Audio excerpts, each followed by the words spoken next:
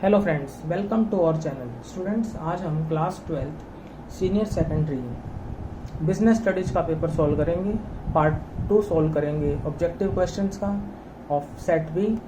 तो स्टूडेंट्स, आइए स्टार्ट करते हैं class 12 senior secondary business studies part 2 objective questions of set B. प्रश्न क्रमांक 1 से 40 तक वस्तुनिष्ठ प्रश्न है। प्रत्येक प्रश्न 1 अंक का है। सही उत्तर अपने उत्तर पुस्तिका में लिखिए।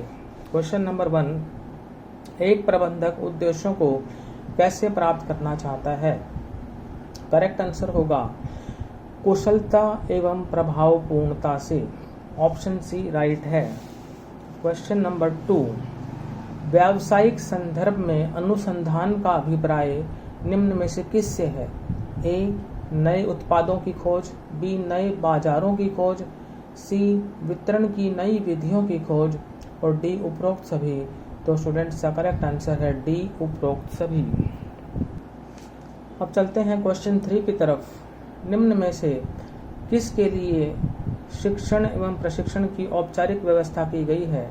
ए, प्रबंध, बी, वकालत, सी, चिकित्सा, डी, उपरोक्त सभी। करेक्ट आंसर होगा डी, उपरोक्त सभी। क्वेश्चन नंबर 4 है, प्रथम पंक्ति के प्रबंधक किस प्रबंधकीय स्तर पर आते हैं? तो स्टूडेंट्स, वो आते हैं निम्न स्तर पर। ऑप्शन ए सही है। क्वेश्चन 5 पर चलते हैं। समन्वय का संबंध प्रबंध के किस कार्य के साथ है? ए, नियोजन, बी, संगठन, सी, नियुक्तिकरण, निर्देशन एवं नियंत्रण, डी, इनमें से सभी। तो स्टूडेंट्स का करेक्ट आंसर होगा ऑप्शन डी, इनमें से सभी, ऑल ऑफ दीज। अब चलते हैं क्वेश्चन नंबर 6 पर। सहयोग का अर्थ है डैश। तो स्टूडेंट, सहयोग का अर्थ है मिलकर काम करने की इच्छा। ऑप्शन ए राइट हो जाता है। चलते हैं क्वेश्चन 7 पर। फेयोल ने किस तरह के केंद्रीकरण की बात कही है?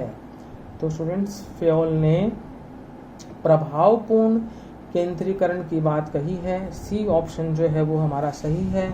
क्वेश्चन 8 पर चलते हैं। हेनरी फेयोल ने प्रबंध के कितने सिद्धांत बताए हैं? तो स्टूडेंट्स, हेनरी फेयोल ने प्रबंध के 14 सिद्धांत बताए हैं। ऑप्शन बी सही है।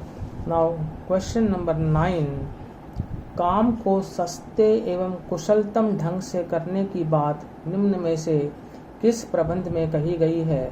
तो वो स्टूडेंट्स कही गई है वैज्ञानिक प्रबंध में। ऑप्शन बी जो है वो हमारा करेक्ट हो जाता है। अब चलते हैं क्वेश्चन 10 पर। वैज्ञानिक प्रबंध लाता है मानसिक परिवर्तन। Option C is correct. Now question number 11, नियोजन से डैश कमी आती है? तो नियोजन से भावी अनिश्चितताओं में कमी आती है। ऑप्शन सी, भावी अनिश्चितताओं में सही है। नाउ क्वेश्चन नंबर 12, निम्न में से कौन बजट की विशेषता नहीं है? ए, बजट भ्रम पैदा करता है, बी, बजट नियोजन का एक तत्व है, सी, बजट का संबंध नियोजन एवं नियंत्रण से है, डी, बजट उद्देश्य परक होते हैं। तो स्टूडेंट्स, बी, सी, डी तो बजट की विशेषता है। ए जो है बजट भ्रम पैदा करता है, ये बजट की विशेषता नहीं है।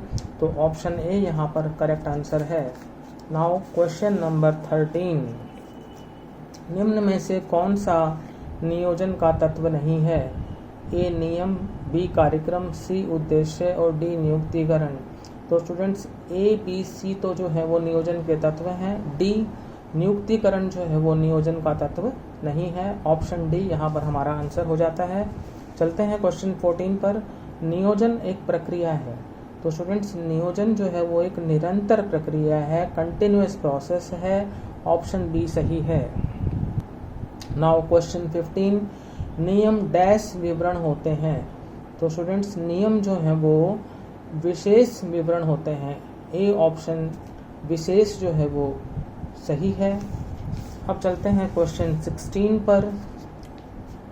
विभिन्न डैश विभागों का नियोजन होता है?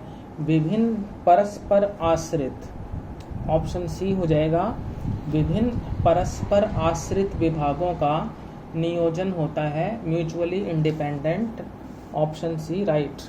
क्वेश्चन 17, पदों के मध्य संबंधों की व्याख्या प्रबंध के किस कार्य के अंतर्गत की जाती है? तो वो की जाती है स्टूडेंट्स संगठन के अंतर्गत। ऑप्शन सी जो है वो राइट हो जाता है। अब चलते हैं क्वेश्चन 18 पर। संगठन की आवश्यकता कहाँ होती है? ए व्यावसायिक संस्थाओं में, बी गैर व्यावसायिक संस्थाओं में, सी उपरोक्त दोनों में और डी उपरोक्त में से कोई नहीं।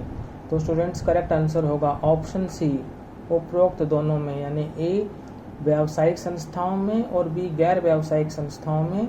तो आंसर हो जाएगा उपरोक्त दोनों में, ऑप्शन सी करेक्ट है।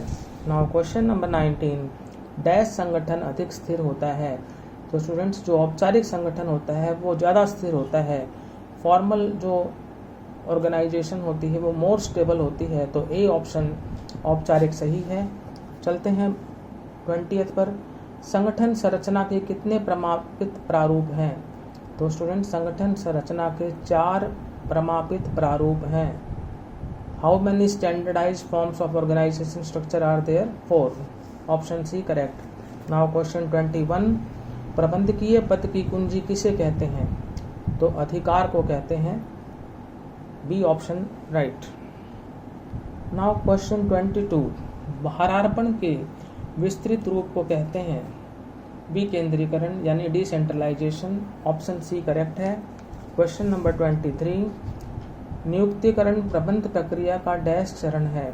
तो नियुक्तिकरण जो है वो प्रबंध प्रक्रिया का 3य चरण है। क्वेश्चन 24 पर चलते हैं। भर्ती प्रक्रिया डैश से आरंभ होती है?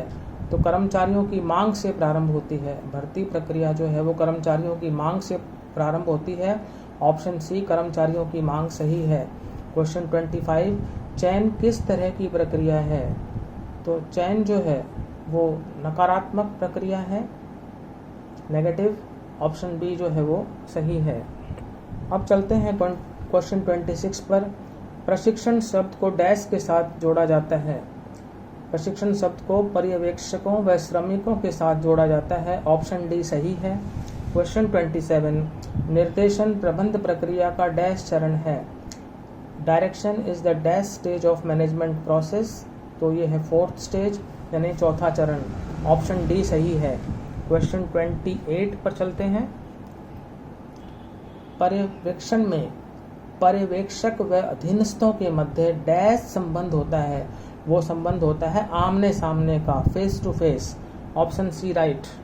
नाउ क्वेश्चन 29, अभिप्रेरणा से कर्मचारी आवागमन में निम्न से क्या होता है? तो उसमें जो है रिडक्शन होता है, रिडक्शन मीन्स कमी, ए ऑप्शन सही। क्वेश्चन नंबर 30, अभिप्रेरण की प्रक्रिया में डैश शामिल नहीं है? तो प्रतिक्रिया शामिल नहीं है, फीडबैक जो है is not included in motivation process, option B is correct। Question 31, निम्न में से नेतृत्व की विशेषता कौन सी है? Which of the following is the characteristic of leadership? वो है influencing process यानी प्रभावीकरण प्रक्रिया, ए ऑप्शन सही। नाउ क्वेश्चन 32, ध्यान की कमी संदेश वाहन की निम्न में से कौन सी बाधा है? तो वो है भावनात्मक, इमोशनल, ऑप्शन बी सही है। अब चलते हैं क्वेश्चन नंबर 33 पर। एक संगठन का नियंत्रण करना कार्य है? तो वो है इसका आंसर ऑप्शन सी, आगे के साथ पीछे देखना, forward as well as backward looking, option C is the right answer. Question number 34, नियंत्रण डैश से संबंधित है? तो नियंत्रण जो है वो परिणामों से संबंधित है, ऑप्शन ए सही है। नाउ क्वेश्चन 35, नियंत्रण के संदर्भ में कौन सी पूंजी सर्वश्रेष्ठ है? वो है ऋण पूंजी यानी डेब्ट capital, option C is right. Now question 36, कार्यशील पूंजी क्यों आवश्यक होती है? करेक्ट आंसर होगा दैनिक व्ययों के भुगतान के लिए, to make payment for routine expenses, option C is correct. Now question 37, वस्तु निर्माण का विचार आते ही डैश क्रिया प्रारंभ हो जाती है? तो जो क्रिया प्रारंभ होती है वो होती है विपणन यानी marketing, option C right. Now question 38, विज्ञापन के लिए डैश का होना आवश्यक है? ए व्यय, बी प्रयास, सी उपरोक्त दोनों, डी टेलीविजन।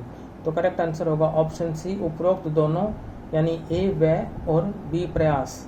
तो सी ऑप्शन उपरोक्त दोनों सही है।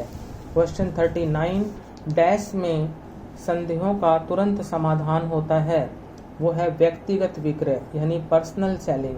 Personal selling removes doubts immediately.